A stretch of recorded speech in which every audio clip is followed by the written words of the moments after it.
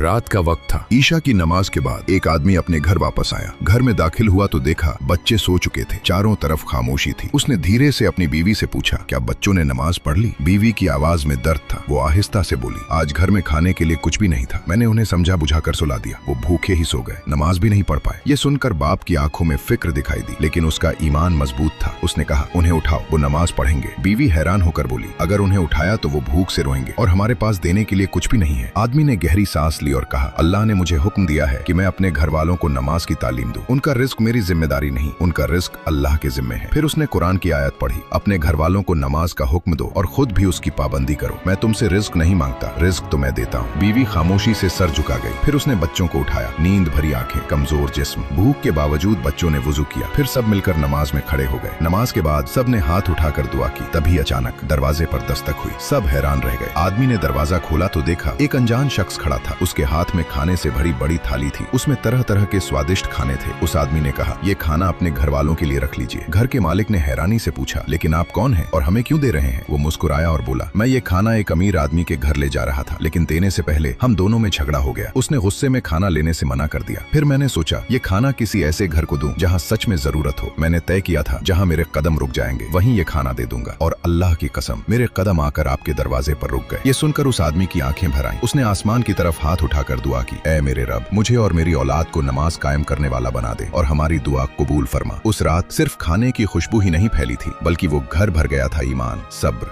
और अल्लाह की रहमत से। ये वाकया हमें सिखाता है, जब इंसान अल्लाह के हुक्म को सबसे ज्यादा अहमियत देता है तो अल्लाह ऐसी जगह से रिस्क देता है जहां से इंसान सोच भी नहीं सकता।